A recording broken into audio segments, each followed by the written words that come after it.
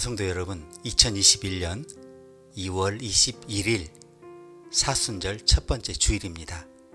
다 같이 머리 숙여 디아스포라 온라인 주일 예배를 시작하시겠습니다.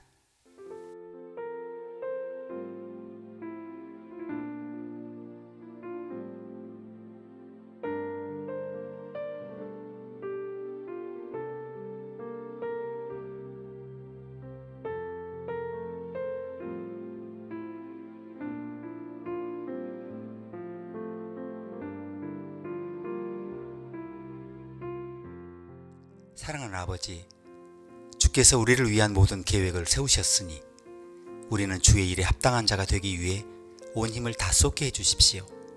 십자가는 세상의 모든 짐을 지는 십자가를 하셨으니 우리 짐을 그 위에 내려놓게 해주십시오. 날마다 제 십자가를 지고 나를 조추라고 하셨으니 주의 생명과 영이 흐르지 못하도록 막는 우리 자아를 날마다 십자가에 못 박게 해주십시오. 파종기에 뿌린 딱딱한 씨앗에서 생명이 움트듯 주의 십자가 죽음에서 새 생명이 샘솟는 것을 믿음으로 받아들이게 해주십시오. 주와 함께 우리 자아에 대해 죽어 부활의 기쁨을 날마다 누리게 해주십시오. 예수님의 이름으로 기도합니다. 아멘. 다 함께 찬송하시겠습니다.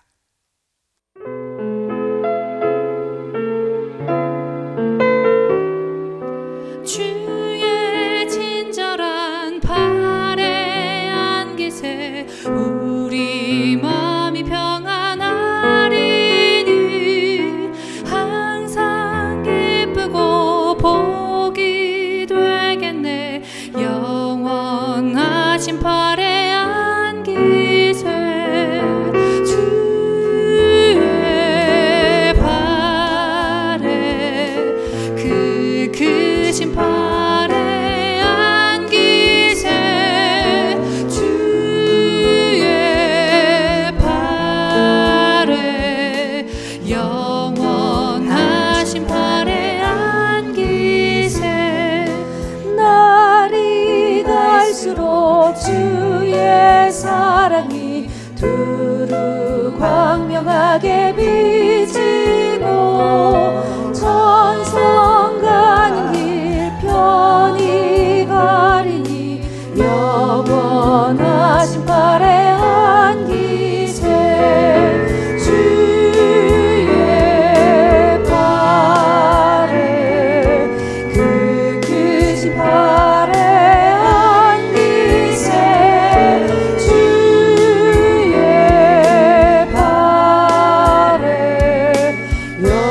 영원하신 발의 안깃에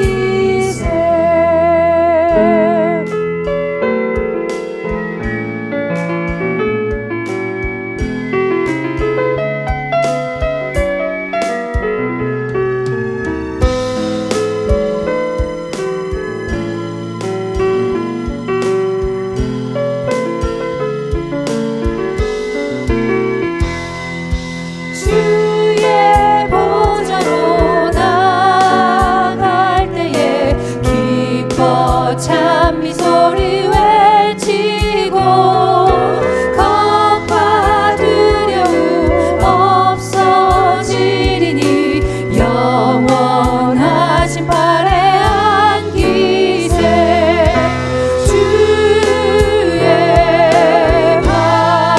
발에 그 크신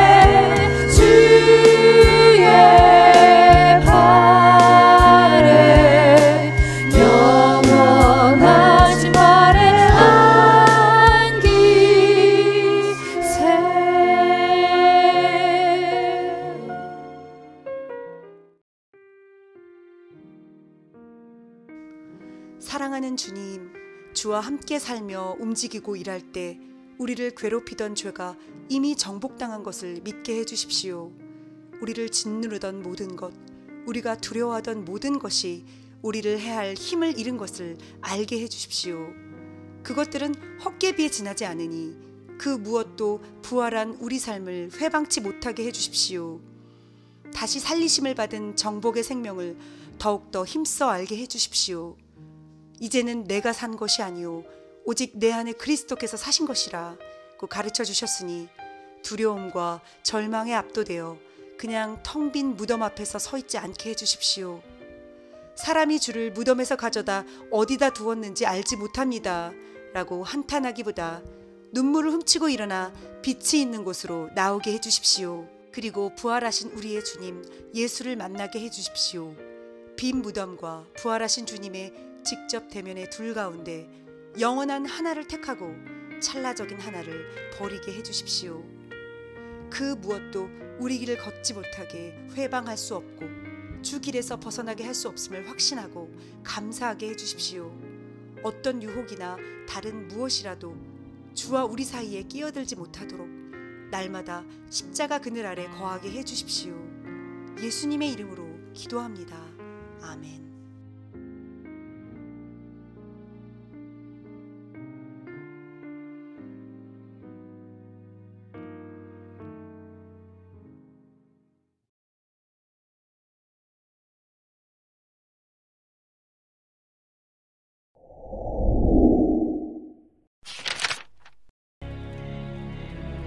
그러므로 나의 사랑하는 자들아, 너희가 나 있을 때뿐 아니라 더욱 지금 나 없을 때에도 항상 복종하여 두렵고 떨림으로 너희 구원을 이루라.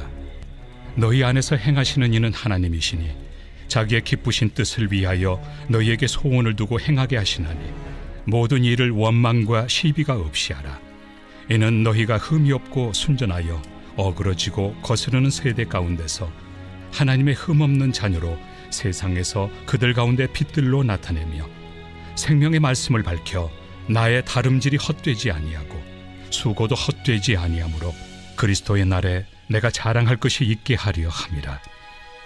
만일 너희 믿음의 재물과 섬김 위에 내가 나를 전제로 드릴지라도 나는 기뻐하고 너희 무리와 함께 기뻐하리니 이와 같이 너희도 기뻐하고 나와 함께 기뻐하라.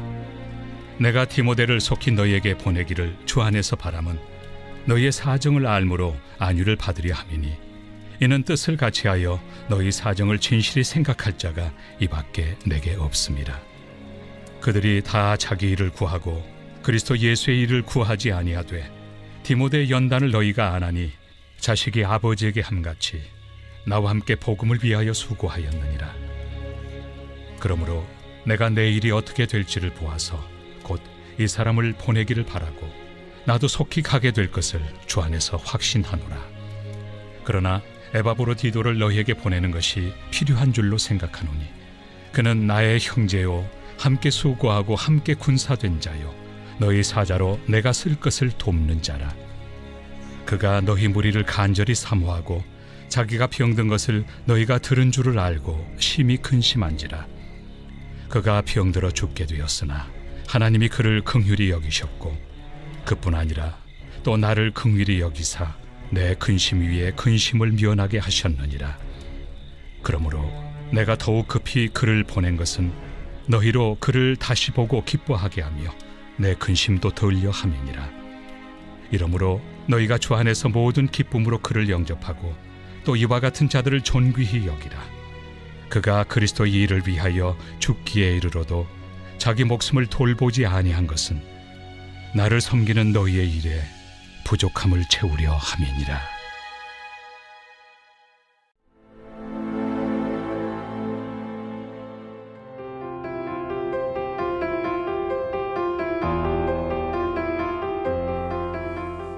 묘지의 비문은 그 사람의 삶을 단 몇 마디로 요약한 그의 인생의 가장 아름다운 문장이라고 말할 수 있죠. 삶은 불공평할 수 있지만 죽음을 통해 우리 모두는 평등한 삶을 실현한다고 생각합니다. 우리 모두는 죽음으로 향하는 같은 배를 타고 있습니다. 유명한 사람들의 비문을 살펴보면 여러 가지 유형으로 나눌 수 있는데요. 분노 혹은 슬픔 혹은 낙관적인 유형 등 다양한 유형들이 있습니다. 프랭크 시나트라라는 가수를 아시죠? 그분의 비문은 이겁니다. 최고의 순간은 아직 오지 않았다. 유명한 시인 로버트 프로스트는 나는 세상과 사랑 싸움을 했다 이렇게 적었습니다. 베티 데이비스라는 배우는 그녀는 힘들게 해냈다 이런 글을 썼습니다. 마찬가지로 저와 여러분의 인생을 단 몇 마디로 요약하라고 한다면 어떻게 하면 좋겠습니까? 얼마 전에 온라인 문학 잡지는 독자들에게 단 6개의 단어를 사용해서 자신의 회고록을 만들어 보라고 작가들에게 요청을 했는데요. 제목은 6단어여야 했습니다. 작가들의 6단어 회고록은 어땠을까요? 유명한 작가인 캐롤 오츠는 복수는 너 없이 잘 살고 있다 이런 문장을 제출했고요. 저는 존 커츠라는 사람의 글이 마음에 들었는데 쓰레기 더미가 예상치 못한 꽃을 피웠다 이렇게 썼습니다. 한 무명 작가는 이렇게 썼습니다. 세상이 끝나고 있다. 연인과 이별한 한 27세 남성은 아직도 2인분 커피를 내리고 있다고 썼습니다. 가장 제 마음에 든 문장은 암으로 저주를 받았다. 친구들로부터 축복을 받았다 였습니다. 본문에서 사도 바울은 감옥에서 빌립보 교회에 편지를 쓰고 있었습니다. 감옥에서도 그의 사역은 많은 결실을 맺었습니다. 그는 자신에게 지금 일어난 일, 말하자면 투옥과 그 박해가 실제로는 복음을 전파하는데 큰 도움이 되었다라고 말하고 있습니다. 그리고 그 사실을 빌립보 교회의 교인들이 알기로 원했습니다. 그는 확고한 증인 사역을 통해서 감옥에서도 개종자들을 얻었어요. 하지만 그는 자신의 상황이 몹시 위태롭다는 것도 알고 있었죠. 이 말은 무슨 말이냐면 그는 곧 자신이 순교당할 수 있다는 것을 알고 있다는 것이고요. 이제 그 의미를 진지하게 숙고하기 시작했다는 겁니다. 그리고 그것은 자신과 그리스도에게 모두 윈윈하는 상황이라는 것을 그런 결론에 도달하게 됐습니다. 이제 바울은 자신의 상황을 단순한 한 문장의 회고록으로 요약합니다. 내게 사는 것이 그리스도니 죽는 것도 유익하다. 자, 첫 번째 회고록부터 시작해 보겠습니다. 내게 사는 것이 그리스도니. 바울의 삶을 단순하게 요약한 얼마나 멋진 문장인지 모르겠습니다. 처음에 그는 기독교인들을 핍박했죠. 그러나 다메섹 도로에서 그리스도를 만나 자신의 생명을 그리스도께 바치기로 결심했고 평생에 걸쳐 그 결심을 지켰습니다. 그의 위대한 삶은 초대교회 발전에 엄청나게 영향을 미쳤죠. 그렇기 때문에 우리는 신약 성경에 그의 글을 많이 가지게 되었습니다. 바울의 비문에 들어갈 너무나 명료한 글은 내게 사는 것이 그리스도다 이거였죠. 누군가 우리 삶의 목적을 간결하게 말해달라고 할 때 우리의 삶의 목적에 그리스도에 대한 언급이 포함된다라고 확신하십니까? 예를 들어 내가 하는 모든 일에서 그리스도께 영광을 돌리기 위해서라고 자신 있게 말할 수 있느냐는 거죠. 내게 사는 것이 그리스도니 이는 바울의 풍요로운 삶을 요약한 4단어로 된 위대한 회고록입니다. 그럼 우리에게 사는 것은 뭘 의미합니까? 내게 사는 것이 골프, 내게 사는 것이 스마트폰, 많은 분들은 내게 사는 것이 가족이라고 말할 겁니다. 확실히 가족은 소중하죠. 그러나 여기에 문제 진실이 있는데요. 우리 주변에 무수히 많은 분들이 좋은 직업, 좋은 가족 혹은 훌륭한 취미를 가지고 있죠. 그러나 그들은 하루가 끝날 때 그들이 가지고 있는 그것이 그들의 가장 깊은 영적 배고픔을 충족시키기에 너무나 무력하다는 것을 깨닫습니다. 저는 여러분이 현재 누리고 있는 시간을 가장 소중한 시간으로 여길 수 있기를 바랍니다. 저와 여러분의 삶에서 현재는 선택할 수 있는 시간이기 때문이죠. 그렇지만 시간은 너무나 빠르게 진행되고 있어요. 10대가 되면 무엇이든 할 수 있다고 생각해요. 그러나 20대는 좀 흐릿하죠. 30대는 가족을 부양하고 약간의 돈을 법니다. 40대는 다 그런 건 아니지만 배가 나오기 시작하고 턱이 두터워져요. 음악이 시끄럽게 느껴지고 고등학교의 옛 동창 중 한 사람이 할아버지나 할머니가 되죠. 50대에는 시술이라고 부르는 경미한 수술들을 받지만 사실은 그것도 수술입니다. 60대에는 큰 수술을 받게 되는데 수술실로 이동하는 동안 사람들이 시끄럽게 떠들어요. 하지만 어차피 잘 들리지 않아요. 그래서 문제가 되지 않습니다. 70대의 여러분과 아내는 일에서 은퇴합니다. 전날 밤에 아침을 먹고 다음날 오전 10시에 점심을 먹고 오후 2시에 저녁을 먹기 시작하죠. 대부분의 시간에 쇼핑몰을 배회하고 부드러운 음식을 찾고 혼자서 이렇게 이야기하죠. 얘들이 도대체 왜 이렇게 자주 전화하지 않는 거야? 80대에는 중증 뇌졸중에 걸릴 확률이 높아지고 아내나 남편은 참지 못하고 간병인을 엄마라고 부르면서 옹알이를 하게 됩니다. 여러분은 놀라실 겁니다. 인생이 그게 다야? 그러나 그리스도 없는 삶에는 실제로 그것이 전부 다라는 거죠. 여기에 문제가 있어요. 사람들이 자신의 일에서 자신을 잃고 의미 없는 여가 활동에 자신을 잃고 마약 혹은 술에 자신을 잃고 삶에서 영원히 표류하죠. 그것이 전부라면 인생은 노력할 가치조차 없어요. 그러나 그것이 전부가 아니라는 거죠. 내게 사는 것이 그리스도라고 바울은 말합니다. 누군가 말했듯이 그리스도 없는 삶은 희망이 없는 끝이지만 그리스도와 함께하면 삶은 끝없는 희망입니다. 심리학자 데이비드 마이어스는 행복을 찾아서라는 유명한 저서를 썼는데 그 사람은 행복에 관한 모든 것을 조사했습니다. 그는 돈, 권력, 명성 그리고 세상이 우리에게 좋다고 권하는 모든 것들을 살펴보았죠. 그리고 그가 마침내 내린 결론은 가장 행복한 사람들은 교회에서 활동하는 사람들이고 그들이 다른 사람들에게 봉사할 때 그들이 가장 행복하다라고 결론 짓는 것을 제가 읽었습니다.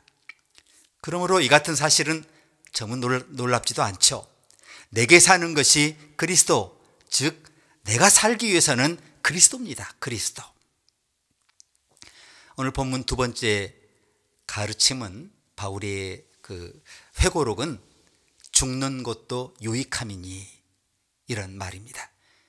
우리가 계속 육체로 살아간다면 삶이란 우리에게 유익한 노동일 것입니다. 그러니 우리가 무엇을 선택해야 합니까? 사실 우리는 우리 내면의 두 사람 사이에서 갈등을 겪고 있죠. 우리는 그리스도와 함께 있기를 원합니다. 그러나 우리는 언제나 육체에 이끌립니다. 사도 바울은 그 어느 선택도 그에게는 승리였어요. 그가 살 수 있다면 그리스도에 대한 그의 믿음을 계속 나눌 수 있고 그가 죽더라도 그분이 준비하신 하늘의 맨션에 갈 것이라는 것을 알았죠. 위대한 전도자 드와이트 라이만 무디에 대한 이야기가 있습니다. 무디가 그 오데호 그 큰 호수에 배를 타고 건널 때 그 바다 같은 호수에 큰 폭풍이 일었어요. 배에 탄 승객들은 두려움에 몸을 움츠렸고요. 그들은 심지어 하나님께서 폭풍에서 그들을 구해달라고 즉석 기도 모임을 시작했습니다. 무디는 이 기도회에 참석하지 않았어요.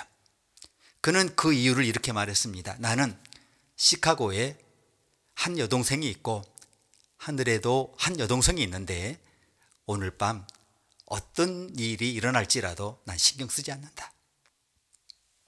이것이 기본적으로 사도 바울이 가진 생각이었어요. 나에게는 사는 것이 그리스도니 그에게 아직 해야 할 일이 많이 남아 있었어요. 그러나 죽는 것도 유익하다고 말합니다. 그리스도와 함께하는 영원한 집으로 갈 것이기 때문이라는 거죠. 오늘 저와 여러분이 솔직하게 6에서 8단어로 된 회고록을 쓴다면 어떤 문장을 작성하시겠습니까? 이 글의 조건은 삶과 죽음을 생각하며 자신을 돌아보는 것이므로 솔직해야 된다는 거죠. 한 작가는 우리의 회고록이 사도 바울과 상당히 다를 것이라고 주장합니다. 산다는 것이 즐거움이고 죽는 것은 모든 것을 놓치는 것이다. 산다는 것은 내가 원하는 모든 것이고 죽는 것은 모든 것을 잃는 것이다. 이거나 산다는 것은 건강하다는 것이고 죽는 것은 내 목숨을 잃는 것이다. 이렇게 말할 것이라는 거죠. 그것은 사실 현실적이고 냉정한 생각들입니다. 그리고 우리가 이전에 생각한 것을 요약한 것이죠. 문제는 지금입니다. 지금부터 이제부터 저와 여러분은 사도 바울이 자신을 요약한 방식으로 단 6글자로 된 아름다운 회고록을 작성할 수 있는가입니다. 내게 사는 것이 그리스도니 죽는 것도 유익함이니라. 몇 번을 봐도 너무나 아름다운 회고록입니다. 종교개혁자 루터는 신앙은 거짓 교리에 대항하고 희망은 시련의 결과인 조급함, 슬픔, 절망과 싸운다. 신앙은 또한 하나님의 말씀을 지향하고 희망은 약속된 은혜를 지향한다. 우리는 신앙 안에서 하나님을 인정하고 희망 안에서 그의 약속을 붙잡는다고 썼습니다. 마찬가지로 예수님의 모든 제자들은 그분의 탄생을 삶, 죽음, 부활의 연대순으로 예수를 알게 되었죠. 그런데 바울은 좀 달랐어요. 바울은 예수를 어떻게 알았느냐 하면 역순으로 알아요. 그분의 부활, 죽으심, 공생의 탄생의 순서로 예수 그리스도를 만났어요. 그는 예수 그리스도를 만나는 순간 예수 부활의 열수의 구멍을 통해 모든 것을 알게 되었어요. 오늘 우리도 마찬가지입니다. 내게 사는 것이 그리스도니 죽는 것도 유익함이니라. 바울과 같은 회고록을 쓸 수 있다면 우리의 삶은 죽음에서 영생으로가 아니라 영생에서 죽음으로죠. 이 아름다운 삶의 회고록이 저와 여러분의 영원한 간증이 될 수 있기를 기도합니다. 함께 받은 말씀을 생각하시면서 적용하는 기도를 드리시겠습니다.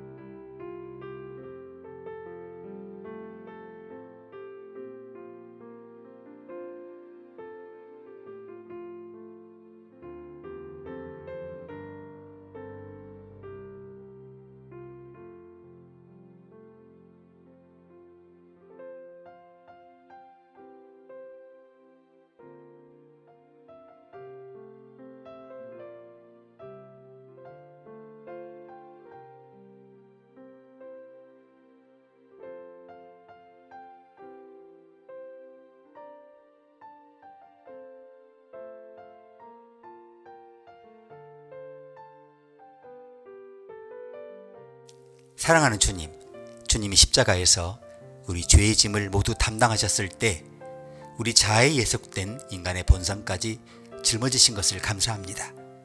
주님의 십자가 죽음이 이 세상의 구원만을 위한 것이 아니라 우리를 훈련시키기 위한 필요를 위해서도 예비하셨던 것을 감사합니다.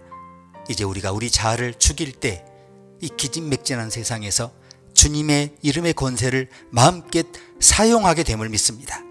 뿌려진 작고 딱딱한 씨앗에서 결실기에 생명이 움트듯이 주님과 함께 자아를 십자가에 못 박음으로 주님의 새 영, 새 창조의 선물을 받아 부활의 생명에 자유롭고 기쁜 내 생명이 될 수 있도록 도와주시옵소서.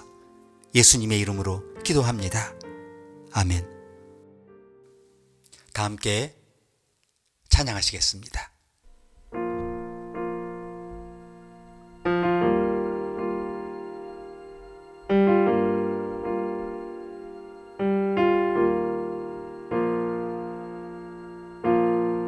고난 중에 고통 중에 일하시는 주님, 믿음으로 날 드리니 내 맘 기경하소서. 안전한 주 손에 내 맘 맡기리.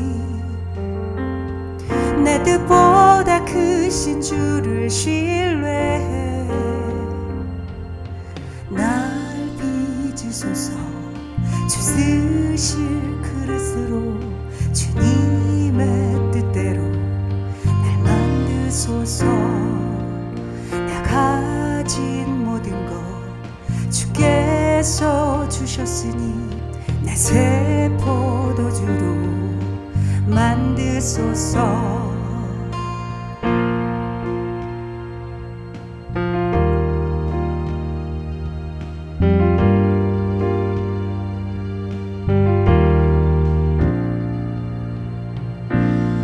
고난 중에 고통 중에 일하시는 주님,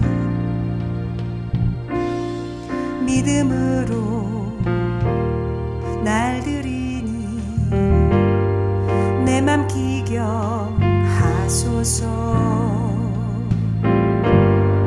내 맘 기경하소서. 날 빚으소서. 주 쓰실 그릇으로 주님의 뜻대로 날 만드소서. 나 가진 모든 것 주께서 주셨으니 내 새 포도주로 만드소서. 주 행하시는 새로운 능력, 새로운 자유, 하나님 나라 내 뜻 버리니 지금 불로 임하소서.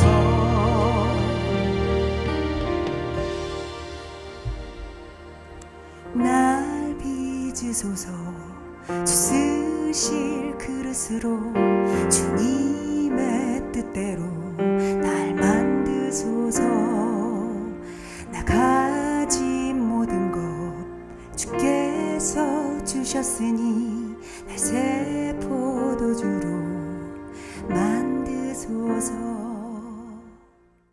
다 함께 기도하시겠습니다. 사랑하는 아버지, 십자가의 길은 고난의 길이지만 못 박히신 주님의 발치에 이를 때 우리를 괴롭히던 죄의 짐과 세상에 두었던 헛된 소망의 짐이 벗겨져 멀리 굴러가게 하신 것을 감사합니다. 우리가 주의 멍에를 매는 순간 그 어떤 짐도 우리를 괴롭히거나 짓누르지 못할 것이라 하셨으니 인생이 중대한 결정만이 아니라 아주 작고 사소한 일에서도 주의 뜻을 이루는 자녀 되게 해주십시오. 주의 뜻을 감사히 받는 또 한 주의 삶으로 이끌어 주십시오. 이제 우리가 불러주기를 애타게 기다리시며 우리가 부르짖기도 전에 우리가 필요로 하는 모든 것을 다 하시며 우리 필요를 우리가 의식하기도 전에 우리에게 주시려고 준비하고 계시는 풍성한 하나님의 사랑하심과 그 이름만 들어도 모든 악이 물러가며 사탄의 모든 군대가 그 이름 앞에서 달아나며 유혹에 빠졌을 때 즉시 우리를 그 자리에서 붙잡아 일으키시는 예수 그리스도의 은혜와 질병과 가난과 의심과 의 소침과 한계의 무덤에서 일어나 무한한 능력에 주의 영광의 빛으로 다른 사람들을 축복하는 미래로 부르시는 성령님의 새 창조의 역사하심이 하나님의 말씀으로 거짓 교리에 대항하고 조급함, 슬픔, 절망과 싸워 약속된 희망을 붙잡기 위해 위대한 발걸음을 계속 걷기로 다짐하는 주의 자녀 모두에게 이제와 영원히 함께하기를 축원합니다. 아멘.